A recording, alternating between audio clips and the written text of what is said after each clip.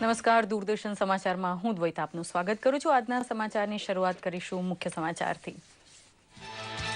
પ્રધાનમંત્રી મોદીએ કહ્યું, જનકલ્યાણનો અંતિમ ઉદ્દેશ ધરાવતા આર્થિક સુધારા ત્યારે જ સાચા ગણવા જ્યારે તે આમ આદમીની જિંદગી બહેતર બનાવે। ઇકોનોમિક્સ ટાઈમ્સ ગ્લોબલ સમિટમાં છવાયું પ્રધાનમંત્રીનું આર્થિક ચિંતન। મહાત્મા ગાંધીના 68માં નિર્વાણ દિન નિમિત્તે સર્વધર્મ પ્રાર્થના સભાના સર્વત્ર આયોજન વડે ઋણસભર ભારતે બાપુને અર્પણ કરી અંજલિ। સાબરમતી આશ્રમ અને કીર્તિ મંદિરમાં બાપુને વંદન અંજલિ આપતું ગુજરાત। અમદાવાદ મહાનગરપાલિકા દ્વારા પીરાણા ખાતે બંધાનાર રેડિયેશન પ્લાન્ટનું ભૂમિપૂજન કરતા મુખ્યમંત્રી આનંદીબેન પટેલ। સિવરેજ ટ્રીટમેન્ટ પ્લાન્ટમાંથી નીકળતા હાનિકારક કચરાને ખાતરમાં બદલવા પરમાણુ કિરણોત્સર્ગનો થશે ઉપયોગ। ગુજરાતની યુવા પેઢી નોકરી વાંછું નહીં પરંતુ નોકરી દાતા બને તેવી અપેક્ષા રજૂ કરતા મુખ્યમંત્રી આનંદીબેન પટેલ। સ્ટાર્ટઅપ ચળવળને વેગ આપવા એલજે વિદ્યા સંકુલમાં મુખ્યમંત્રીએ ખુલ્લું મૂક્યું ઇનોવેશન વિલેજ। અને ગુજરાત ભાજપના પાર્લામેન્ટરી બોર્ડ દ્વારા આગામી ચૂંટણીમાં તમામ 27 નગરપાલિકા કબજે કરવા ઘડાઈ વ્યૂહરચના। જનતાના દિલમાં અને પક્ષના હિતમાં હોય તેવા ઉમેદવારને અપાશે અવસર। સમાચાર વિસ્તારપૂર્વક। પ્રધાનમંત્રી નરેન્દ્ર મોદીએ કહ્યું છે કે પ્રત્યેક આર્થિક સુધારાનો અંતિમ ઉદ્દેશ માત્ર જનકલ્યાણ હોવો જોઈએ અને સુધારા ત્યારે જ સાચા ગણવા જ્યારે તે આમ આદમીની જિંદગી બહેતર બનાવે। ગઈ સાંજે દિલ્હીમાં ઇકોનોમિક ટાઈમ્સ ગ્લોબલ સમિટને સંબોધતા પ્રધાનમંત્રીએ ઉમેર્યું હતું કે દરેક નાગરિકને તેની ક્ષમતા પ્રમાણે પ્રગતિના અવસર ઉપલબ્ધ કરાવવા તે સરકારનું સાચું કામ હોવાથી તેમની સરકાર મેક ઇન ઇન્ડિયા સાથોસાથ સ્કિલ ઇન્ડિયા જેવા કાર્યક્રમ લાવી છે। દુનિયામાં મંદીનો પ્રવાહ ભારતને જરાય વિચલિત નહીં કરે તેવા આત્મવિશ્વાસ સાથે તેમણે ઉમેર્યું હતું કે વૈશ્વિક મંદી ખાળવામાં ભારતની પ્રગતિ જ ખપમાં આવવાની છે। are those which result in transformation in the lives of citizens. My goal is reform to transform. Foreign direct investment in India has increased by 39% in the last 18 months at a time when global FDI has fallen. આજે સમગ્ર દેશ મહાત્મા ગાંધીને તેમની 68મી પુણ્યતિથિ પર શત નમન કરી રહ્યું છે। રાષ્ટ્રપતિ અને પ્રધાનમંત્રી સહિત સમગ્ર દેશવાસીઓ દ્વારા રાષ્ટ્રપિતાને શ્રદ્ધાંજલિ આપવામાં આવી હતી। જોઈએ વિશેષ અહેવાલ। રાષ્ટ્રપિતા મહાત્મા ગાંધીની પુણ્યતિથિ પર આજે કૃતજ્ઞ રાષ્ટ્ર તેમને ભાવભીની શ્રદ્ધાંજલિ આપી રહ્યું છે। દેશભરમાં ખાસ પ્રાર્થના સભા યોજવામાં આવી હતી।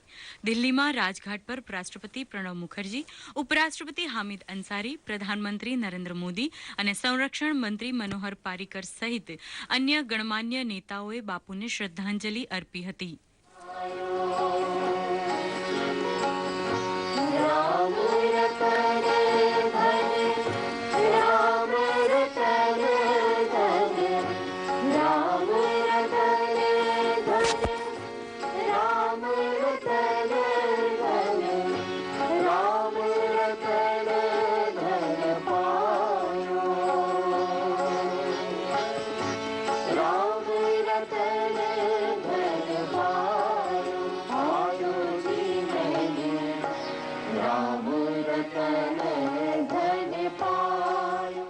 અમદાવાદના સાબરમતી આશ્રમ ખાતે પણ વિશેષ પ્રાર્થના સભાનું આયોજન કરવામાં આવ્યું હતું।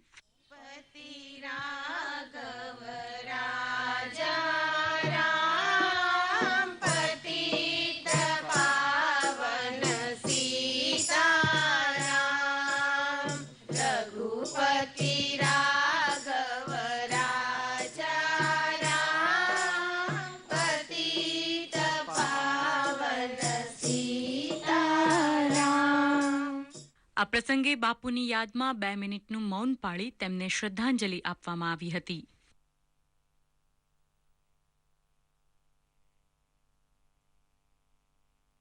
પૂર્વ પ્રધાનમંત્રી મનમોહન સિંઘ, કોંગ્રેસ અધ્યક્ષા સોનિયા ગાંધી અને ભાજપના વરિષ્ઠ નેતા લાલકૃષ્ણ અડવાણી સહિત અનેક નેતાઓએ બાપુને શ્રદ્ધાંજલિ અર્પી હતી અને ત્યારબાદ તમામ નેતાઓએ પ્રાર્થના સભામાં ભાગ લીધો હતો।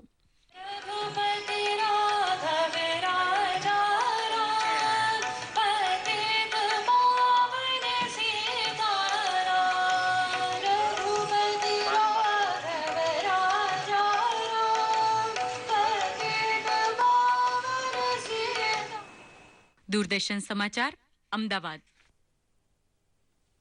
અમદાવાદમાં સુએજ સ્લજ હાઇજિનાઇઝેશન માટે દેશના પ્રથમ પ્રકલ્પનું મુખ્યમંત્રી આનંદીબેન પટેલે ભૂમિપૂજન કર્યું હતું. અમદાવાદ મહાનગરપાલિકાએ ભાભા એટમિક રિસર્ચ સેન્ટર સાથે સુએજ સ્લજ હાઇજિનેશન માટે એડવાન્સ રેડિયેશન ટેકનોલોજીના ઉપયોગ અંગે કરારો કર્યા હતા, જે અંતર્ગત ₹25 કરોડના ખર્ચે સાકાર થનારા આ પ્રકલ્પનું ભૂમિપૂજન મુખ્યમંત્રીએ કર્યું હતું. સ્વચ્છતા ત્યાં પ્રભુતાનો જીવન આદર્શ અપનારા રાષ્ટ્રપિતા મહાત્મા ગાંધીના નિર્વાણ દિને અમદાવાદ મહાનગરને સ્વચ્છતાની ભેટરૂપ આ સ્લજ હાઇજિનાઇઝેશનનો પ્રકલ્પ બનશે અને મહાનગરના નાગરિકો સ્વચ્છ અને સ્વસ્થ બનશે તેવો વિશ્વાસ મુખ્યમંત્રીએ દર્શાવ્યો હતો. સ્લજ નીકળશે, એ સ્લજની અંદર રહેલા જે વાયરસ ને વગેરે છે એને મારી નાખવામાં આવશે, જેને દૂર કરવા માટે ગામા 60 રેડિયેશનનો આપણે ઉપયોગ કરવાના છીએ અને ત્યાર પછી જે મટીરિયલ બહાર આવશે એની અંદર યોગ્ય પ્રમાણની અંદર પોષક તત્વો ઉમેરી અને એ ખાતર બનશે. લગભગ 1400 કરતાં પણ વધારે વિદ્યાર્થીઓ પોતપોતાના નવા પ્રોજેક્ટ લઈને ત્યાં આવ્યા હતા. મેં બધાઓને બિરદાવ્યા છે. એક વિદ્યાર્થીએ તો પોતે જે સાધન બનાવ્યું એ સાધન 20 લોકોએ ખરીદ્યું પણ ખરું અને એનો ઓર્ડર પણ મળ્યો. દેશનું આ સૌ પ્રથમ આવું યુનિટ નખાઈ રહ્યું છે. બંજર જમીન હશે એવી જમીનમાં પણ આ ખાતર એની સાથે મિલાવવામાં આવશે તો ત્યાં પણ ઉત્તમ પાક લઈ શકાય એવું આ ઉત્તમ પ્રકારનું ખાતર બનશે. અમદાવાદના એલજે વિદ્યા સંકુલ ખાતે મુખ્યમંત્રી આનંદીબેન પટેલે યુવા વિદ્યાર્થીઓની આગવી સમજ અને સમાજ ઉપયોગી શોધ ઇનોવેશન વિલેજના યુવા સાહસિકોને પ્રેરક માર્ગદર્શન આપ્યું હતું. મુખ્યમંત્રીએ જણાવ્યું હતું કે સમાજ હિતના નાવીન્યપૂર્ણ સંશોધન, કૌશલ્ય અને સામર્થ્યથી ગુજરાતના યુવાનો વિશ્વ સામે તાકાતવાન બનીને ઉભરી આવશે. વધુમાં મુખ્યમંત્રીએ કહ્યું હતું કે સ્ટાર્ટઅપ ગુજરાત, સ્ટેન્ડઅપ ગુજરાત અંતર્ગત આ ઇનોવેશન વિલેજમાં યુવા છાત્રોએ રજૂ કરેલા 400 ઉપરાંત પ્રોજેક્ટ્સને વાસ્તવિક સ્વરૂપ આપી ખેડૂત વર્ગો, મહિલા પશુપાલકો, દિવ્યાંગો માટે આશીર્વાદ રૂપ બનાવવા રાજ્ય સરકાર સ્ટાર્ટઅપ સહાયક બનશે.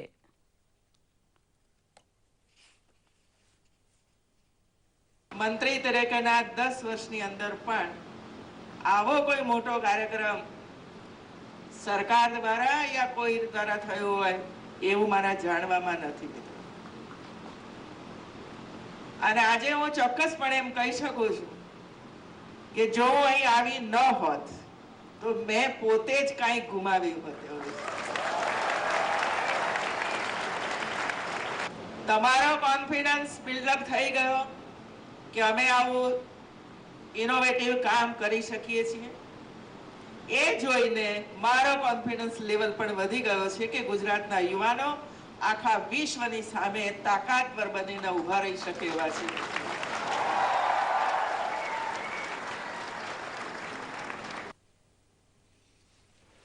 ગાંધીનગર નજીક કોબા ખાતે આવેલા ગુજરાત ભાજપના વડામથકે પાર્લામેન્ટરી બોર્ડની બેઠકનો બીજો દિવસ મહત્વપૂર્ણ ચર્ચા અને નિર્ણયનો રહ્યો હતો. ગુજરાતની 27 નગરપાલિકા માટેની ચૂંટણીનો કાર્યક્રમ જાહેર થઈ ગયા બાદ તમામ નગરપાલિકા કબજે કરવાની રણનીતિ વિશે પાર્લામેન્ટરી બોર્ડ દ્વારા મંથન કરાયું હતું. જનતા વચ્ચે જીવતા અને સ્વચ્છ છબી ધરાવતા ઉમેદવારોની પસંદગી માટેનો આગ્રહ સૌ કોઈ આગેવાન દ્વારા રજૂ કરાતા પક્ષના હિતમાં હોય અને જનતાના દિલમાં હોય તેવા ચહેરાને સ્થાન આપવા નક્કી થયું હતું. સાંસદ મનસુખ માંડવિયાએ પત્રકારો સમક્ષ ભારે જીત મેળવવાનો આત્મવિશ્વાસ રજૂ કર્યો હતો. નગરપાલિકાઓને વિકાસ માટે ફંડો આપવામાં આવ્યા છે. નગરની અંદર રોડ, પાણી અને લાઇટની વ્યવસ્થાઓ ઉપલબ્ધ કરાવવામાં આવી છે. નગરની અંદર વસતા ગરીબ પરિવારોને આવાસની વ્યવસ્થાઓ ઉપલબ્ધ કરાવવામાં આવી છે. દરેક પરિવાર ટોયલેટથી વંચિત ન રહે એના માટે સુવિધાઓ ઉપલબ્ધ કરવામાં આવી છે. આ બધા જ પ્રજાલક્ષી, જનતાલક્ષી, ગરીબલક્ષી વિકાસના કાર્યોને ધ્યાનમાં રાખીને ભારતીય જનતા પાર્ટી તરીકે અમને ભરોસો છે કે અમે ચોક્કસ રીતે 27 નગરપાલિકાઓની અંદર જુસ્સાપૂર્વક ચૂંટણી લડીશું અને જીતીશું. સાબરકાંઠાના હિંમતનગર ખાતે ચાલતા લોક માહિતી ઉત્સવમાં આજે બીજા દિવસે સ્વરોજગારી માટે સરકારી સહાય કેટલી ફાયદેમંદ રહે છે તેની ચર્ચા કરવામાં આવી હતી. સમાજના છેવાડાના સ્તરે વસતા લાભાર્થીઓની બહોળી સંખ્યાને માહિતી સાથે માર્ગદર્શન આપવા માટે LIC, દેના બેંક, ટપાલ ખાતું, કૃષિ તથા પશુપાલન વિભાગ તથા આદિજાતિ વિકાસ ખાતાના અધિકારીઓ હાજર રહ્યા હતા. ભારત સરકારના મીડિયા એકમો દ્વારા યોજાયેલા લોક માહિતી ઉત્સવમાં સફળ લાભાર્થી તરીકે હાજર રહેલા પોપટભાઈ પટેલે વટભેર કેફિયત આપી હતી કે સરકારી લોનથી 2 ગાય ખરીદી, પશુપાલન શરૂ કરતા એટલો ફાયદો થયો કે આજે તેમના આધુનિક તબેલામાં 85 થી વધુ ગાય છે. PIBના ADG ઉદય મોરેએ આ પ્રસંગે મોદી સરકારની યોજનાઓનો લાભ લેવા સૌને આગ્રહ કર્યો હતો.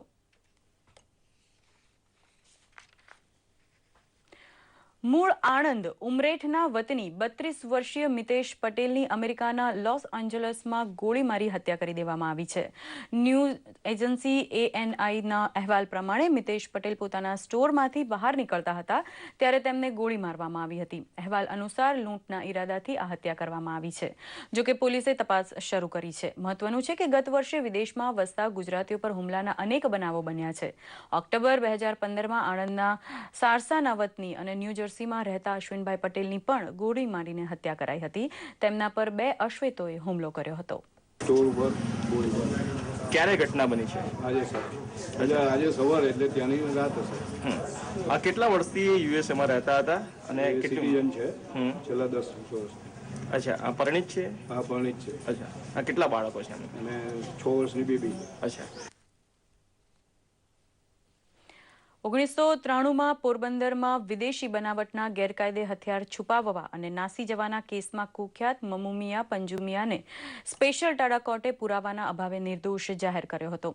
ઉલ્લેખનીય છે કે મમુમિયા પંજુમિયા પર એક આરોપ મુંબઈના 1993ના બોમ્બ વિસ્ફોટમાં RDX વિસ્ફોટનો જથ્થો ગોસાબારા બંદરથી સપ્લાય કરવાનો પણ છે. મુંબઈ બ્લાસ્ટ પછી પલાયન ફરી કરી ગયેલા મમુમિયાને 2004માં દુબઈ અંડરવર્લ્ડ ડોન દાઉદની કેથે પેસિફિક બિલ્ડિંગમાંથી રો એજન્સીએ રેડ કોર્નર હેઠળ ઝડપી લીધો હતો. ત્યારબાદ પોરબંદર અને જામનગરમાં તેની તપાસ ચાલી હતી. આમ સંયોગિક પુરાવાના અભાવે મમુમિયાને નિર્દોષ જાહેર કરાતા 23 વર્ષે ચુકાદો આપ્યો છે. જતા જતા બીજે દિવસે એણે આ તમામ હથિયારો વિજય પમાને સેફ કસ્ટડી માટે આપેલા અને એણે કીધું કે હું જ્યારે પાછો આવીશ ત્યારે આ હથિયારો લઈ જાય. પરંતુ ત્યારબાદ મમુમિયા પંજુમિયા એબ્સકોન્ડ થઈ ગયો અને એ ડીકેમ ટુ દુબઈ. 2004માં એને આ ગુનામાં અટક કરવામાં આવેલો અને દુબઈથી લઈ આવ્યા બાદ આ ગુનાની અંદર એની પોલીસ કસ્ટડી લેવામાં આવેલી. જૂનાગઢ મહાનગરપાલિકામાં વર્ષોથી હંગામી કર્મચારી તરીકે ફરજ બજાવતા 169 કર્મચારીઓને કાયમી કરી દેવાતા આ કર્મચારીઓના પરિવારમાં ખુશીનો માહોલ છવાયો છે. ટાઉન હોલ ખાતે યોજાયેલ એક કાર્યક્રમમાં મ્યુનિસિપલ કમિશનર રાજેન્દ્ર ત્રિવેદી અને મેયર જીતુ હીરપરાને હસ્તે આ રોજમદારોને કાયમીના નિમણૂક પત્ર એનાયત કરવામાં આવ્યા હતા. મ્યુનિસિપલ કમિશનર શ્રી ત્રિવેદીએ જણાવ્યું હતું કે લાંબા સમયની વહીવટી પ્રક્રિયા બાદ મુખ્યમંત્રી આનંદીબેન પટેલે કાયમી કરવાના નિયમો હળવા બનાવતા આ કર્મચારીઓના ઘરમાં દિવાળી આવી છે. શૈક્ષણિક લાયકાત અને વયમર્યાદા 50 વર્ષની અંદર પોણા 200 કર્મચારીઓને કાયમી કરવામાં આવ્યા છે. છેલ્લા 10 વર્ષથી ફિક્સ પગાર ઉપર પરિવારનું ગુજરાન ચલાવતા કમલેશ પુરોહિતે હર્ષના આંસુ સાથે કાયમી થવાની ખુશી વ્યક્ત કરી હતી. છેલ્લા 13 વર્ષથી હું ફિક્સ પગારમાં નોકરી કરતો હતો. જ્યારે નોકરીમાં રહ્યો ત્યારે માત્ર 1000 રૂપિયા પગાર હતો. વારંવાર અમે લોકોએ દરેક બોડીને, દરેક કમિશનરને રજૂઆત કરી હતી.